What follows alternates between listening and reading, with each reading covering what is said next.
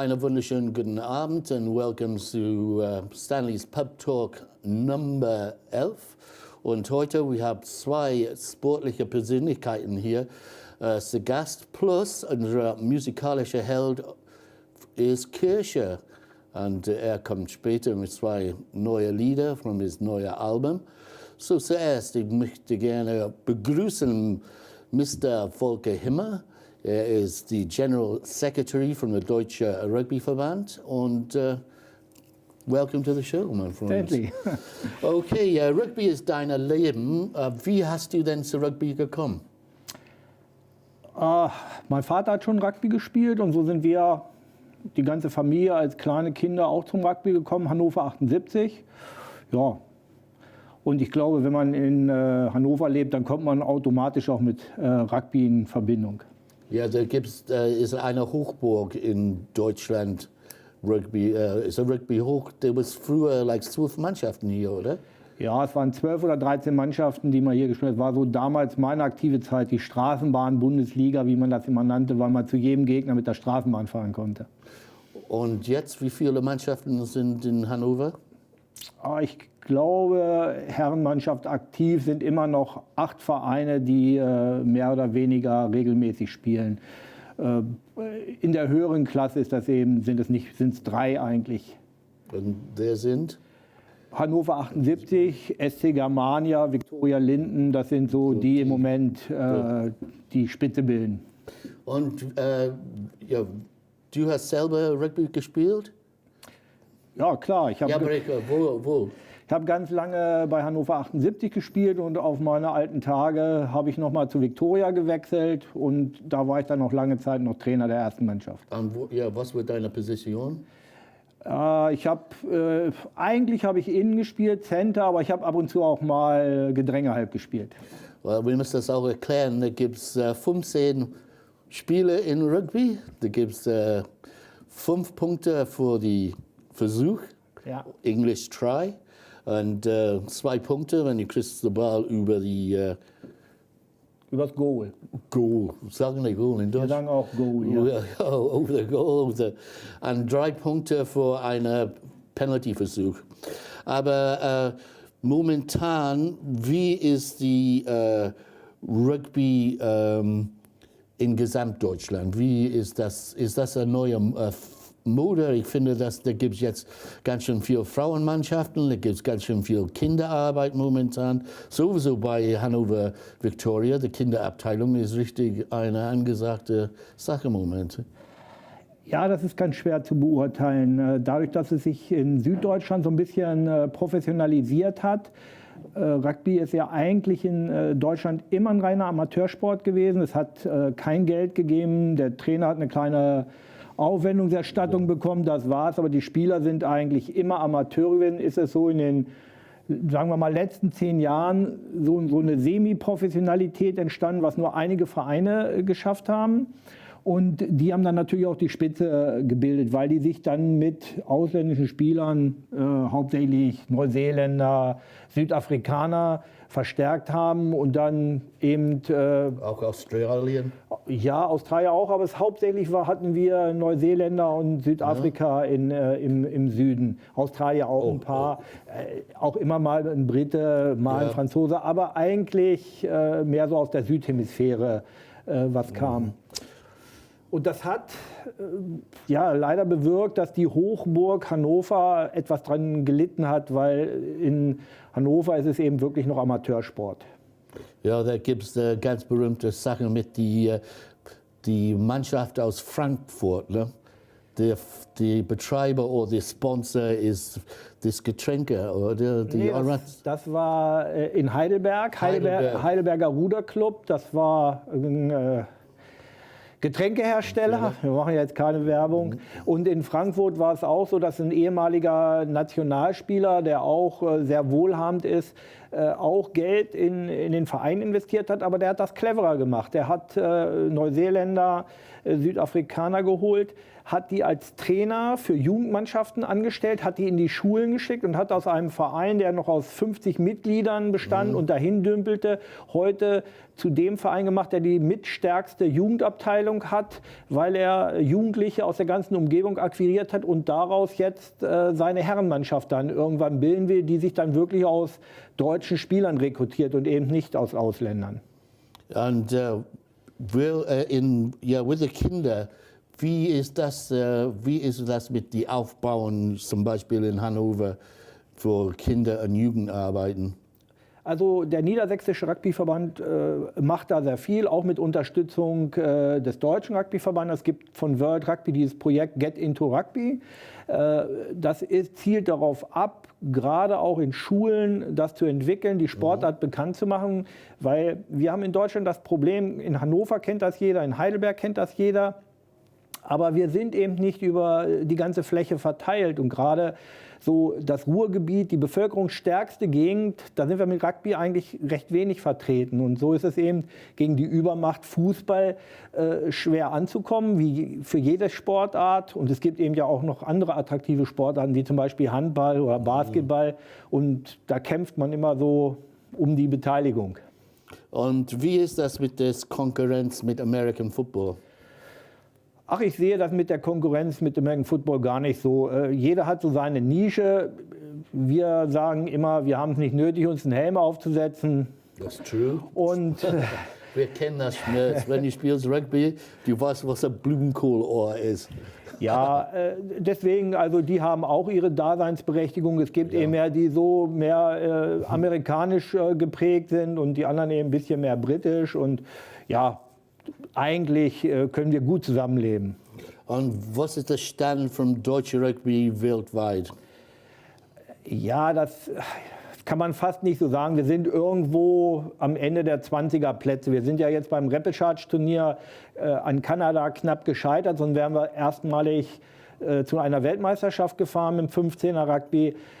Aber wenn man ganz ehrlich ist, Rugby ist in Deutschland eben nicht professionell und auf dem Niveau muss man professionell spielen, jeden Tag trainieren.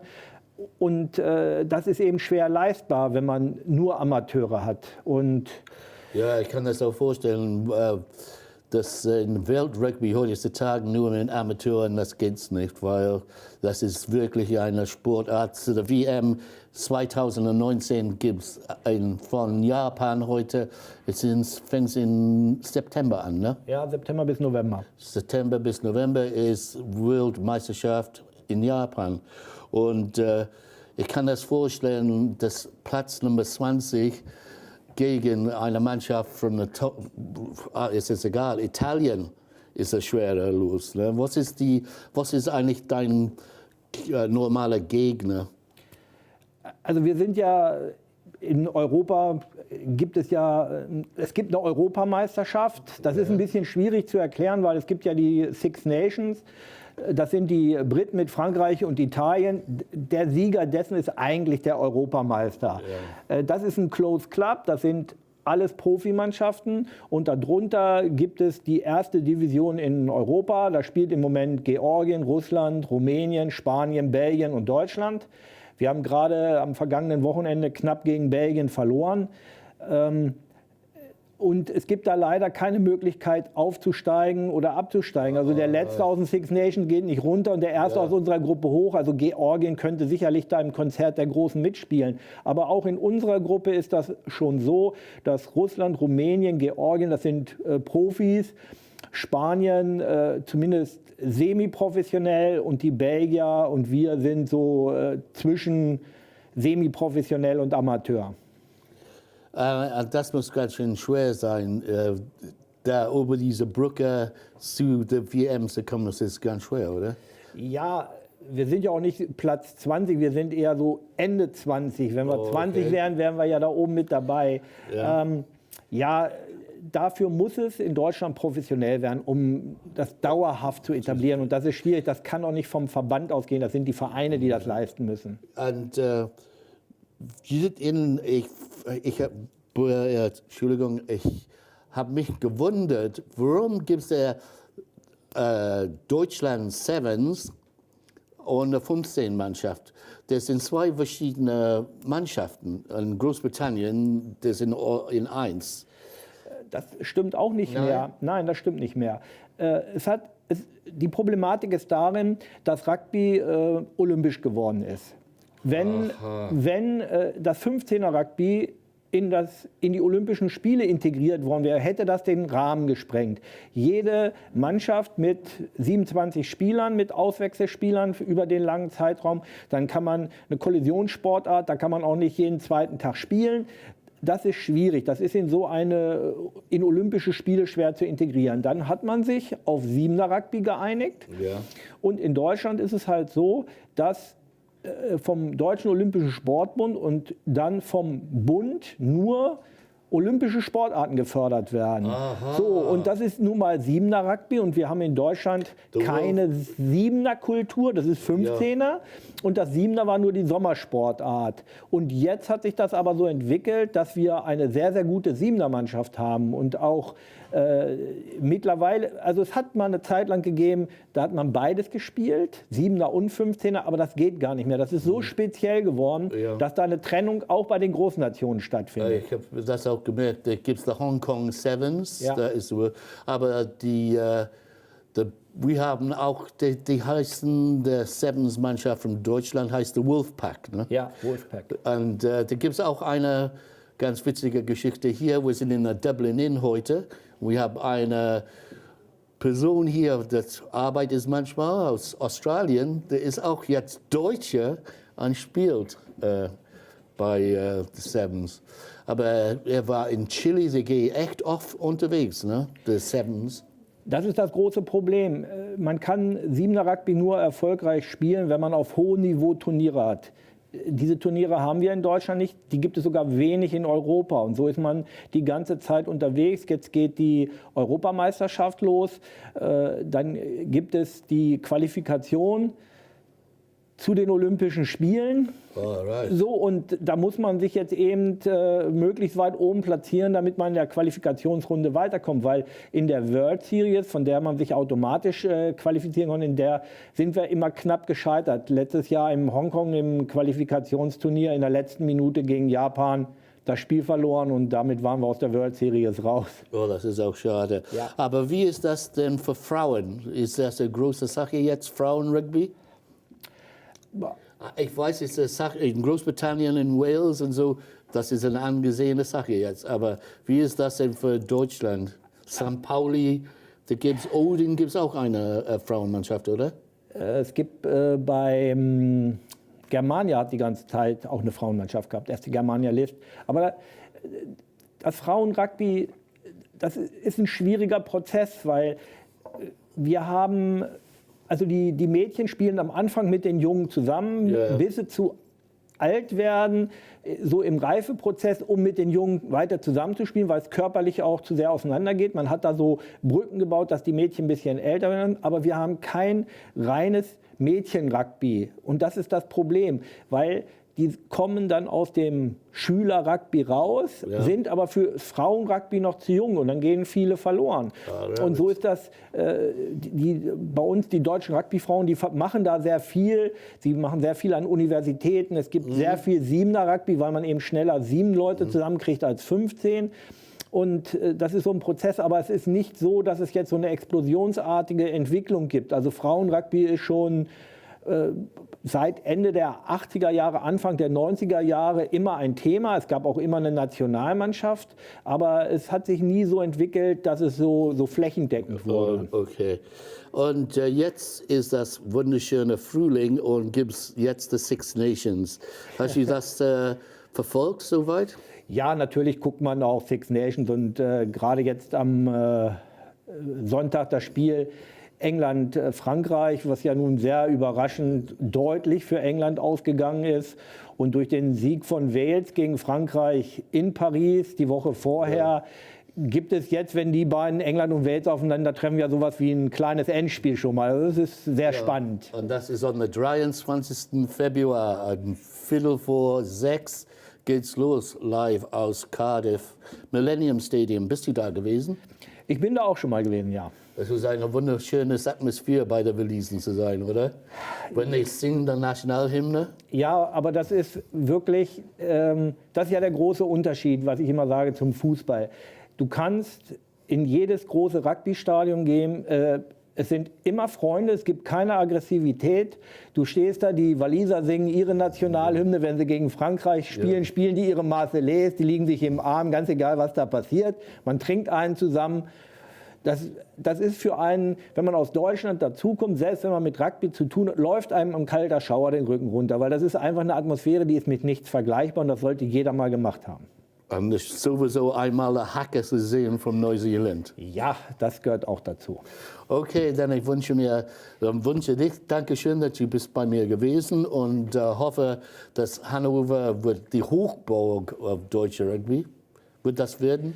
Ja, ich glaube, die arbeiten sehr hart daran und sind auf einem guten Weg. Und viel Glück nächstes Jahr mit den Euro-Meisterschaften für Deutschland. So, that is Mr. Volker Himmer, der Deutsche Rugby-Verbands Generalsekretär. Jetzt kommt Kuersche mit einem ganz tollen Lied from his neues Album. Und das heißt, if I'm right, If You Go. So, Dankeschön und jetzt ist Kuersche dran.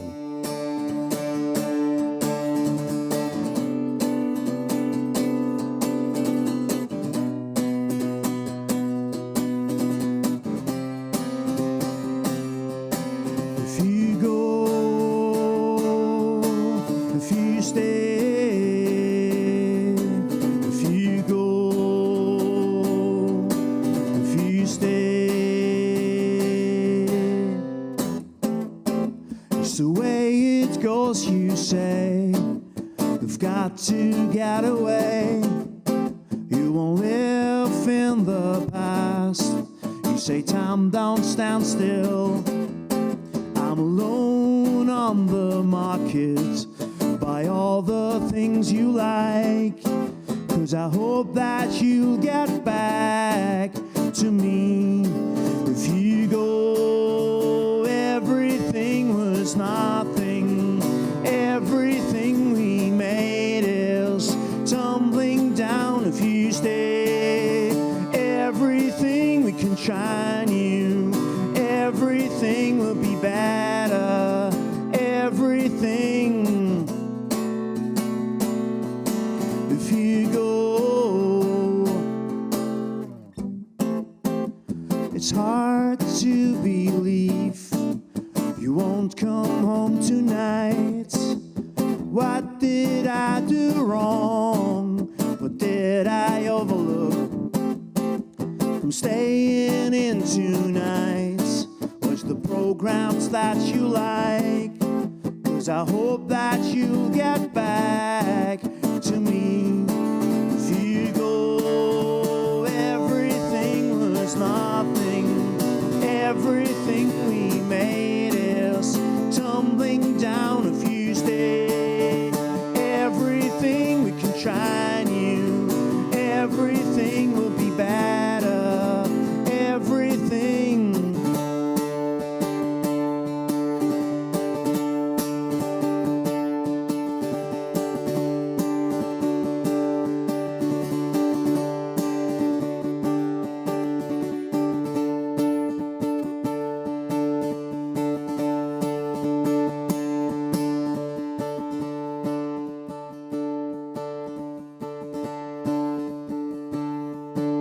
Yay!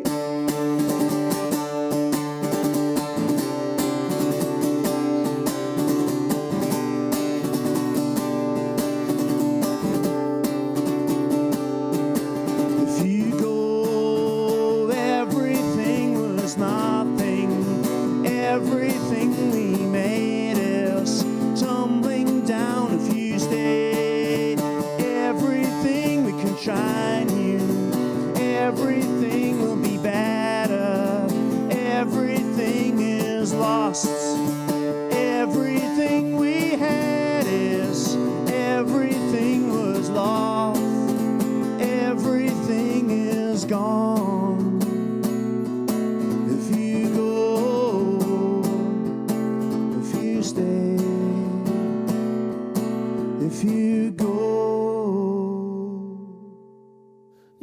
meine Damen und Herren, unser zweiter Gast ist hier und ich bin ganz stolz zu präsentieren, direkt aus 96 TV und stellvertretender Pressesprecher, Christoph Heckman. Und Christoph hat jetzt gearbeitet länger dann jeder Trainer bei 96. Du bist jetzt 10 Jahre, ich habe gehört, dabei. Grüß dich, Stanlee. Ich bin tatsächlich seit fast 10 Jahren bei 96 Jahren. Im März sind es 10 Jahre. Und du hast da angefangen als Praktikant? Wie sich das gehört, oder? Ja, ich weiß es nicht. Ich habe nachgefragt heute, ich habe ein bisschen recherchiert im Verein. Und was war deine erste Aufgabe? Ich war tatsächlich Praktikant. Also ich war in einer Online-Redaktion als Praktikant, war Teil meines Studiums.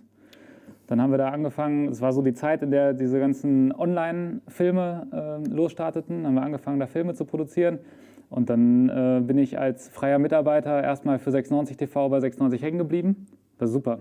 Super Zeit, gerade während der Europa League, du wirst dich erinnern. Ja. Und mit Sicherheit ganz, ganz viele Leute in ganz Hannover werden da sehr, sehr gerne dran zurückdenken. Und dann war ich irgendwann mit dem Studium fertig und wurde direkt fest übernommen.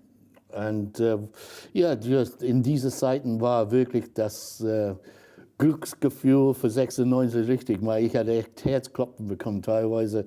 Sowieso das Sevilla-Spiel, ich kann immer noch das erinnern.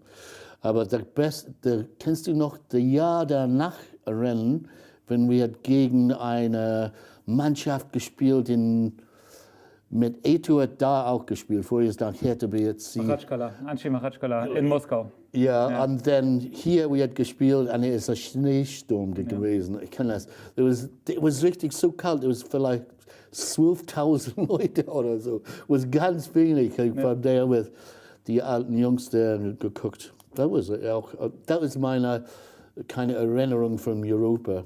Und momentan ist es ein bisschen trauriger. Aber wir brauchen nicht über das jetzt zu sprechen. Wir können das nachher sprechen. Aber was ist jetzt deine Aufgabe? Bei 96. Ich bin, wie du schon gesagt hast, stellvertretender Pressesprecher, stellvertretender Leiter der Medienabteilung und habe da relativ vielfältige Aufgaben. Unter anderem begleite ich alle Spieler zu den Medienterminen. Das heißt, wenn es ein Interview gibt oder ein Spieler angefragt ist für ein Interview mit einer Zeitung, mit einem Radiosender oder auch mal im TV, dann begleite ich den Spieler dahin und sehe, dass das organisatorisch alles läuft. Ich habe noch ein paar Aufgaben logischerweise in den eigenen Medien. Bin zuständig zum Beispiel für das Team, das die Website und die Social-Media-Kanäle betreut. Und wir sind eine super Truppe und sehen zu, dass wir da unser Bestmögliches tun. Und wer ist eigentlich für das Stadionmagazin zuständig? Für das Stadionmagazin ist auch unsere Abteilung zuständig, jetzt nicht ich persönlich, aber das macht der Kollege Heiko Rehberg federführend. Okay. Und ich muss, wenn du die ganzen Spieler von der ganzen Welt betreuen, mit den verschiedenen Sprachen, dann muss es nicht so einfach sein, oder? Nee, es ist natürlich immer eine gewisse Herausforderung, aber ich kann wirklich sagen, dass die Truppe richtig gut ist charakterlich und sie machen es einem einfach leicht. Deswegen, das ist schon in Ordnung. Und klar, so ein Johnny zum Beispiel, der spricht Portugiesisch und Spanisch, nicht so gut Englisch, nicht so gut Deutsch, aber trotzdem kann man sich verständigen. Und ich glaube sowieso immer, wenn man den Wunsch hat, Jonathan. Ist Jesus. Ja, für dich ist es Jesus. Nein, und wenn man es will, dann kriegt man es auch immer hin. Und die wollen alle. Das ist schon sehr gut. Ja, es ist ein totaler Unterschied zwischen, wenn du es bestimmt angefangen mit der Social Media und Fußballer, dann heutzutage, oder? Als ich angefangen habe, hatte Hannover 96 keinen einzigen Social-Media-Kanal. Twitter ist erst im Juni 2009 dazugekommen und da ging das halt alles los. Und jetzt ist das halt natürlich eine ganz andere Welt für uns. Ja. Ich finde eine Sache mit der Pressekonferenz zum Beispiel, live. Ja. Ich finde, und ich habe das auch angesprochen letztes Jahr, warum darf der Zuschauer keine Fragen stellen? Ja, weil es ja Pressekonferenz ist. Und da ist schon die Zeit, in der die Pressevertreter ihre Fragen stellen dürfen. Aber wir haben ja auch genug Live-Formate, wo die Zuschauer immer wieder die Möglichkeit haben, Spieler oder auch mal andere Verantwortliche zu fragen. Ja, wie die Aufstellung, das ist auch deine Aufgabe, ne? Die Aufstellungs-TV. Ja, wir haben irgendwann mal gedacht, wie kann man den Spieltag für die Leute einfach noch ein bisschen nahbarer machen und sind dann auf die verrückte Idee gekommen, wir können ja einfach die Aufstellung vor dem Spiel mit einer Live-Sendung präsentieren. Und ja, häufig gelingt es uns noch, dass wir dann tatsächlich noch einen von den Jungs aus der Mannschaft mit dabei haben. Ja. Und Oder dann zwei. Oder zwei oder noch ein Fan oder wie auch immer. Und ja, das machen wir jetzt und das läuft sehr erfolgreich. Und das lebt aber auch einfach davon, dass die Fans mitmachen. Und das ist eigentlich das, was die Sendung ausmacht. Und das funktioniert echt gut. Gibt es in der Mannschaft, like, wenn du arbeitest in Social Media, wer ist der Star, you know, the best aussehende, oder wer ist das? Ist es Eric Pribb oder wer von diesen ganzen Spielern hat the meisten Likes? Die meisten Likes. Naja, also grundsätzlich lebt die Truppe ja auch davon, dass es wirklich eine Gemeinschaft ist und dass keiner wirklich so richtig raussticht. Aber der muss einer Spieler sein, der ist irgendwie, ich weiß nicht, vom Aussehen hier oder dass er kriegt die meisten Herzen, oder? Ja, also als Lokalmatador ist Fülle natürlich schon, schon ja. sehr, sehr weit vorne mit dabei, aber das nimmt sich echt nicht so viel und hängt natürlich auch immer ein Stück weit davon ab, wie derjenige gerade spielt. Ich gehe davon aus, dass jetzt nach den 2 Toren gegen Nürnberg Nico Müller in der Gunst der Fans auf jeden Fall weiter steigen wird und ja, das ist schon ja etwas, was sich immer wieder wechselt. Ja. Hast du eigentlich selbst Fußball gespielt? Ja, ich habe selber Fußball gespielt. Sag nicht für 96. Nein, auf keinen Fall. Ich habe sehr, sehr schnell gemerkt, dass es für mich auf dem Platz auf jeden Fall nicht für die Bundesliga reichen wird. Und habe es dann jetzt halt neben dem Platz geschafft.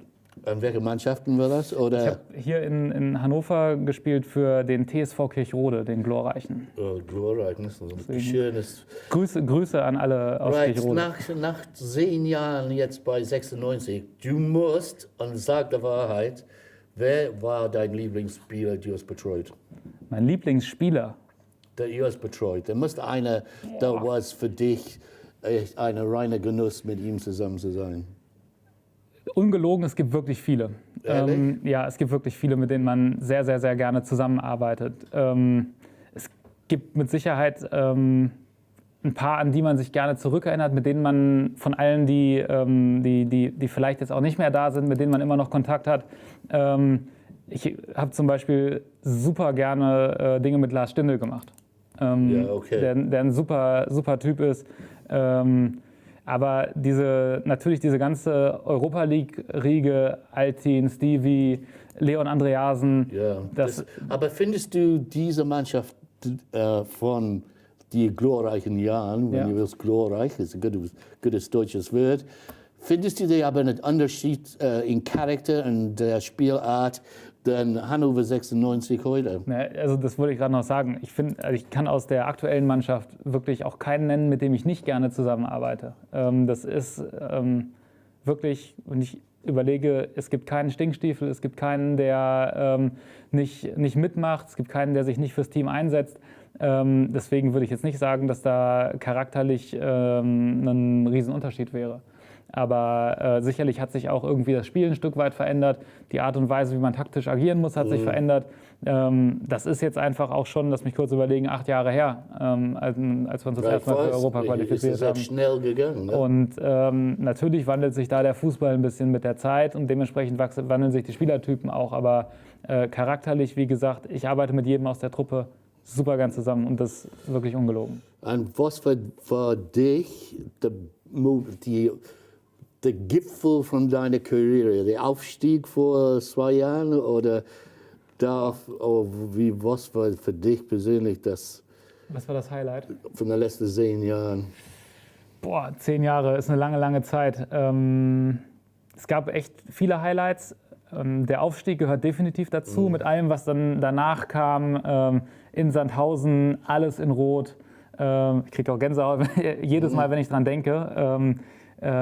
Alles in Rot, fette Feier da im Stadion, dann nach Hause, dann, wir haben dann noch intern ein bisschen weiter gefeiert, dann aber nächsten Tag direkt diese riesengroße Party am Rathausplatz, am Tramplatz. Das war unfassbar. Hätte ich auch nicht gedacht, dass ich jemals sowas organisieren darf.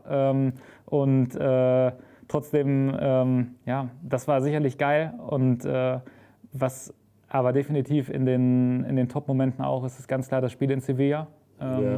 Da, wo es einfach darum ging, schaffen wir diesen Sprung wirklich in die Europa League rein nach den Playoffs gegen einen Gegner, der extrem favorisiert war, mit wirklich Weltmeistern drin, Superstars, Jesus Navas, der da mitgespielt hat. Und dann gewinnen wir hier das Spiel zu Hause, wo einfach eine unglaubliche Atmosphäre im Stadion war. Und fahren dahin und holen uns dann tatsächlich noch den Punkt. Das war echte tierische Choreografie, wie heißt das? Choreografie, ja. Das war tierisch, ne? Unglaublich. Aber ich meine, das leider passiert nicht so oft momentan, ne? Das ist auch eine Sache, wir können nachher sprechen, aber was war für dich das schlimmste Moment? War das die Fan-Geschichte wenn wir verloren in Braunschweig? Also das Spiel ist auf jeden Fall bei den Momenten, die ich gerne aus meinem Gedächtnis streichen würde, ganz weit oben mit dabei.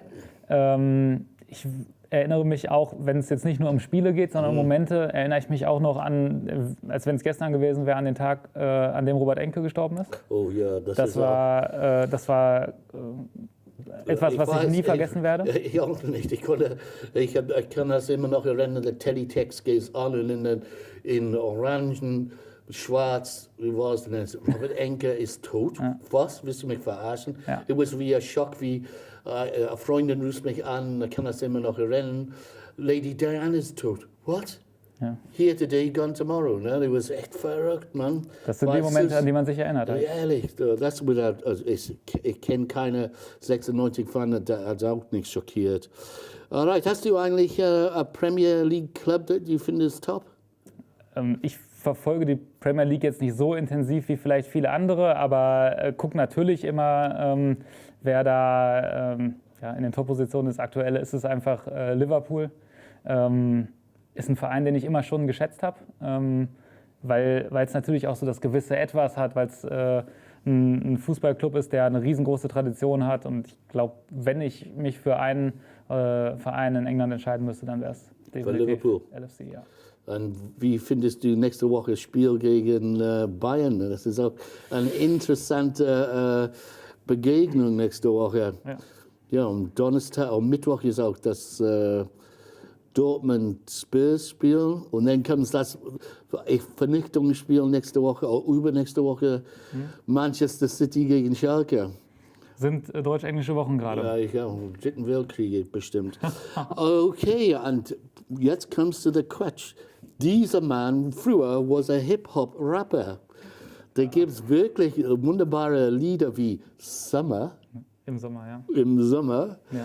Und wie heißt deine Rapband? LH und Band. Du bist wie immer hervorragend vorbereitet und hast offensichtlich wirklich sehr, sehr tief recherchiert. Ja, ich habe irgendwann zur Schulzeit mit einem Kumpel mal angefangen, ein bisschen Musik zu machen. Haben festgestellt, dass wir absolut nicht singen können. Also blieb sowas wie Rappen oder Sprechgesang halt als einzige Option über. Wobei wir jetzt auch uns nie ernsthaft als Rapper bezeichnet hätten, sondern es war halt einfach gute Laune Musik mit gesprochenen Texten. So. Und wir haben das relativ lange in der Schule gemacht und hatten in der Schule auch immer Auftritte bei, keine Ahnung, Zeugnisfeiern und so weiter und so fort. Und haben es kurz nach der Schule auch mal als Band wirklich gemacht. Wir hatten 3 Auftritte. Ich sage immer der erste, der beste und der letzte. Und das ist gut, man. Das ist cool. Ist so.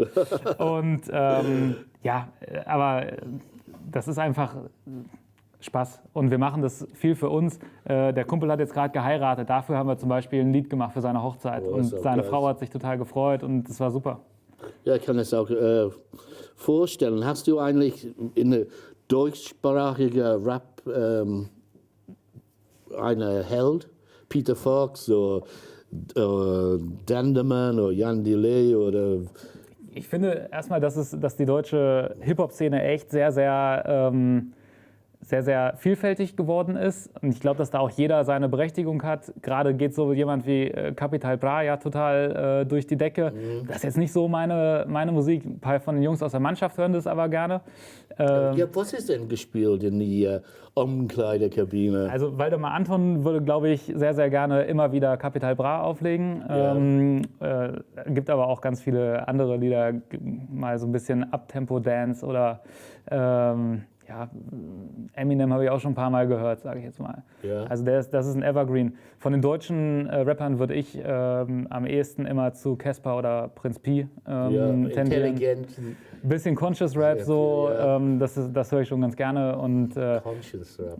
Peter Fox und Seed sind aber definitiv auch, sind auch Evergreens inzwischen, muss man sagen. Ja, der kommt jetzt auf Tour, ne? Dieses Jahr im November. Es ist ausverkauft in der TUI Arena. Du weißt wer, ich war mit Peter Fox auf der letzten Konzert, und die einzige Konzert war mit Tanat, Rosi. Ja, Dein Ernst? Ernst, ich war mit vier Spielern. Wir haben gewonnen, ich kann mich erinnern, gegen Dortmund oder sowas. Und nach dem Spiel, wir sind 6 in schwarz-weiß Anzüge, der rübergegangen und dann das angeguckt. Das war für mich einer von den besten Konzerten mit Peter Fox, mit der Schlagzeuger, mit dem Affenkopf. Und ich bin der größte Affe in der Stadt und so. Ich habe das geliebt. Ja, hast du eigentlich Hobbys außer 96? Hast du ein anderes Leben? Ich habe noch ein anderes Leben, aber der Job, den ich mache, ist schon halt so, du bist auf jeden Fall 24 Stunden musst du erreichbar sein. Und das ist auf jeden Fall etwas, was ganz klar ist. Ja, was ist dein Hobby denn? Also ich bin tatsächlich ja relativ viel mit der Arbeit eingespannt, aber ich gehe gerne mal Tennis spielen. Ja. Hast Hast du Nachtleben? Ja, in Maßen. Wo gehst du denn hin? Hier und da, also nichts Spezifisches. Du Aber hast keine Favorite Club oder so? nein, aktuell haben wir jetzt auch nicht so viel zu feiern. Aber Okay. ich würde auf jeden Fall gerne am Ende der Saison ein großes Fest feiern. Ich glaube, alle 96 Fans. Das glaube ich auch. Weil ich muss sagen, das war ein ganz schnelles Interview und vielen Dank, Mr. Heckman. Danke dir. Dankeschön und ich hoffe, ich werde auch eingeladen, einmal zu Mannschaftsausstellungstv. Bist du herzlich willkommen. Ja, ich kann das auch vorstellen. Dankeschön. Und jetzt kommt für das zweite Lied Kuersche und ja, let's go, Mr. Kuersche.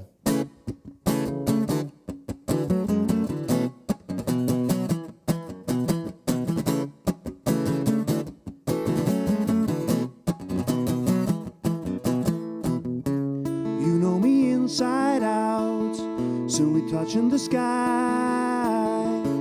It's a high flight, but now I'm at the side of the crash. I see how my world goes down. I look in the sky. How can I follow you? Where are you now? You've gone, stolen my heart. You've gone and stolen my heart. You steal my heart.